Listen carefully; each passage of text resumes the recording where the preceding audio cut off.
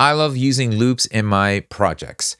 As a matter of fact, using loops in your music production is a great way to spark some inspiration, build creative momentum, and finish your songs. But sometimes you can feel stuck halfway, not knowing how to elevate those loops that you're using and take your creative momentum to the next level. That's what I want to share with you in this video. I'm going to be taking a clip from a lesson that I taught and sharing with you how to actually get the most out of the loops that you're using in your projects, helping you finish your songs faster. Okay, in this lesson, I want to just highlight the principle of using loops. Just talk a little bit about the mindset, some stigmas that might come across when using loops, the pros and the cons, and how to uniquely implement using loops into your productions. Now, if you time traveled about 20 years ago, most likely you would have to have some kind of musician or you yourself come into the studio and just play a couple riffs or just create a vibe, whether they'd be on guitar, piano, but you would have a musician lend their creative juices and tools that might inspire you to either incorporate that riff or that idea into your already existing produced song, or to use that as the starting point for your song. Fast forward today, and we are bombarded with the accessibility of sample packs, loops, websites that offer loops for rent, and so on and so on. Not to mention the stock loops that come already with your DAW. And I don't see it as a bad thing. I see it as a good thing. Think about it. It's just a general way of borrowing from someone's creative genius and using that into your productions. Now, a pushback that I normally come across when people are using loops is exactly that. It's like, well, I'm not using any loops. I programmed all the drums myself. I played all the piano parts. I did that. And that's great. But think of all the time you could be saving. And the reality is this: the person on the other side of the headphones or the laptop or the person pressing play on Spotify and Apple Music don't really care or know where those sounds came from. They can't identify if it was a loop or if that snare was downloaded from Splice. It doesn't matter.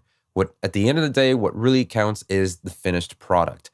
Whether you use 5 tracks of loops or just one loop, or if the whole thing is just made up of loops, you want to understand that there's no rules to this.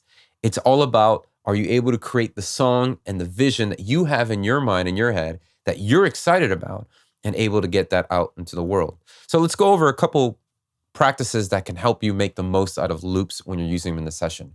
So here's a project where it really did generate and start from a loop. This is a melodic loop that I found on my hard drive, and the inspiration for this started from here.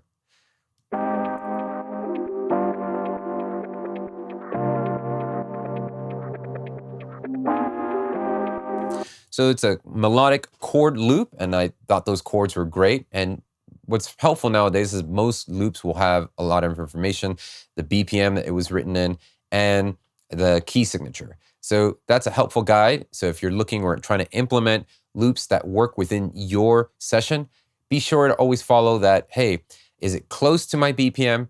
And it doesn't really matter. As you can see, my project is 133 to 112, but the closer you can get to the original BPM of the loop, the less artifacts or the less tweaking or the less manipulation has to be processed on that loop. So it maintains the most integrity possible. Then also the key signature is something to keep in mind. Does this work with the key signature you're in? I know it seems a bit obvious, but those are the basic foundations of using loop. Now, the cool thing is you can always tweak and change and mix and match. So if this is maybe a very popular loop in the sense that I'm using a loop website such as Splice, and so I'll open up Splice, and if I find out that it's a loop that's on the charts, maybe the most downloaded loop pack or something like that, I want to probably consider crafting this loop that I'm using in my own fashion, make it, very unique and my own. And that's one of the drawbacks of using loops, especially off of websites and really more popular hubs where loops can be found, is that you're not the only one that has access to those loops. A pushback is if millions of people have access to that same loop, now it then becomes a question of, well, who can make it to the finish line first?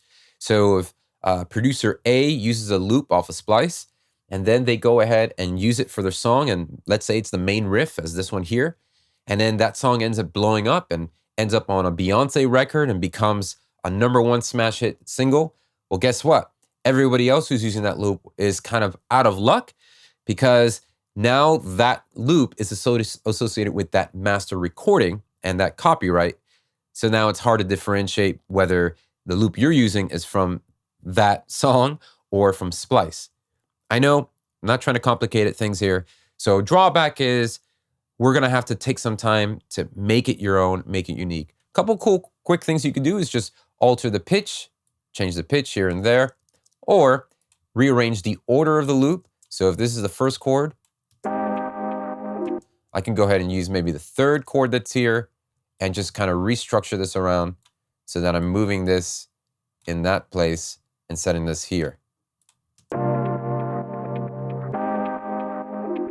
And just kind of tweaking things around. You can also, just try flipping things in reverse and then pitching this down or up as well.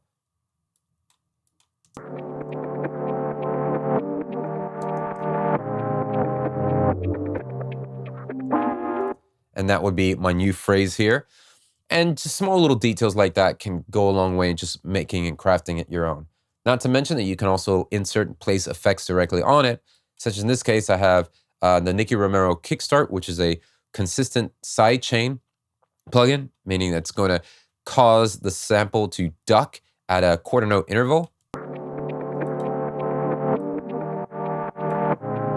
Real quick, we'll get back to the lesson, but I just wanted to give you a heads up. If you've got a hard drive full of unfinished songs or tracks or ideas, and sometimes you're just feeling stuck and unmotivated in getting those songs finished and accomplished, or having trouble releasing music that you can be proud of, and you wish you had expert guidance helping you point out your blind spots and helping you take that next step forward, well, I want to introduce you to a 3-day live event challenge that I'm going to be hosting in a short while now, where I'll be walking you through in those 3 days a clear process that you can repeat to consistently create and produce, release the music that you can be proud of. Finish your ideas and get them across the finish line. So there's limited seating for this, very limited spots. So go ahead and click the link below for more information on how you can register and save your spot for this upcoming challenge. Hope to see you there. I can probably filter this out and do a couple other things, such as what I'm doing to the actual main riff in my verse section. So here in my verse section, I'm taking this loop and I'm using a couple cool tricks here. I'm using an auto filter, and I have a shaper in Ableton Live mapped to the cutoff frequency. So you can see here, it's continuously opening and closing at a quarter note rate. And what you get is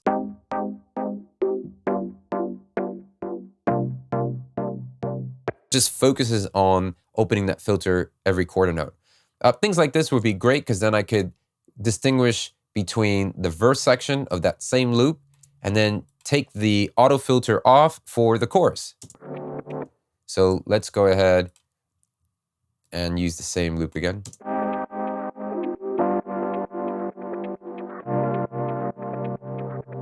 So having the same loop, but then tweaking it and adding some effects to distinguish the two could be helpful even from an arrangement standpoint.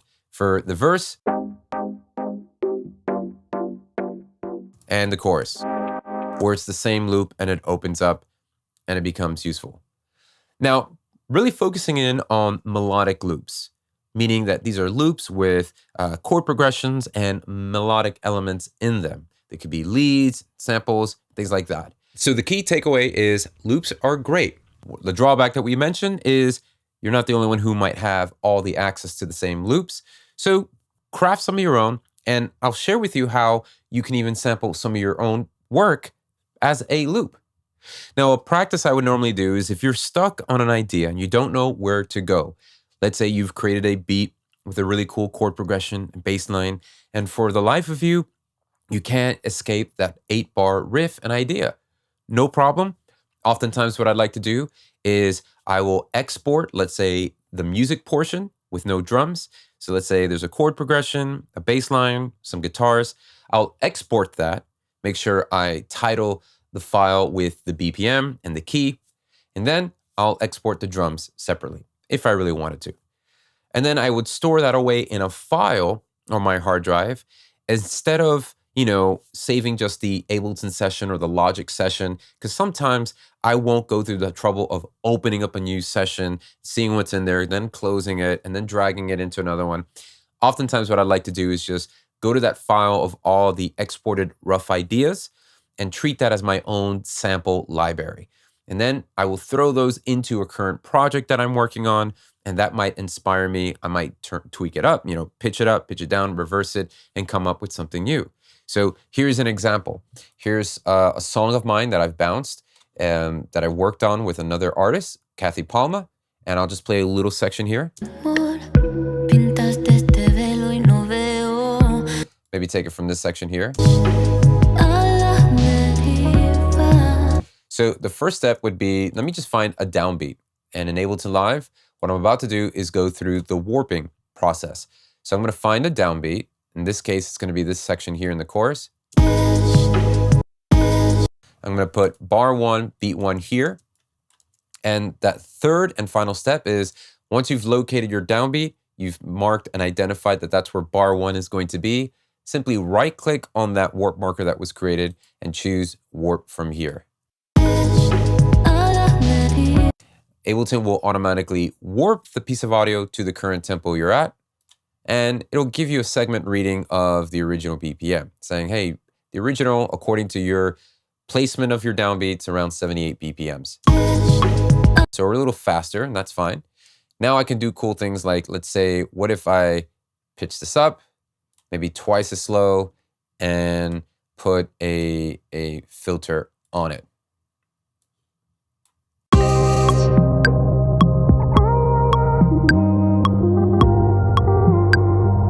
So that's really cool. I like that vibe there.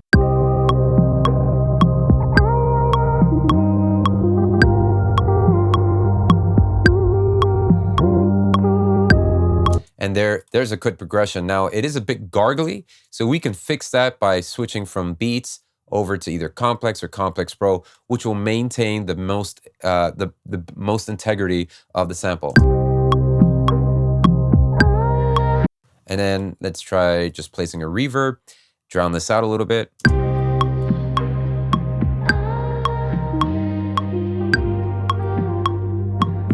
Well, I hope this video has been encouraging and helpful in any way.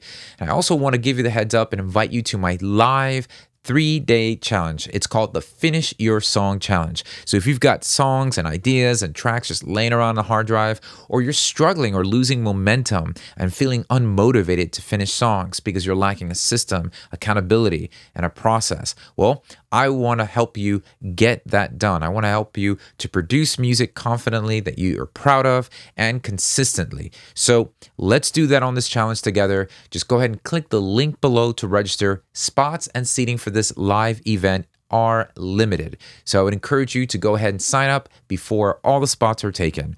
And I hope to see you there soon.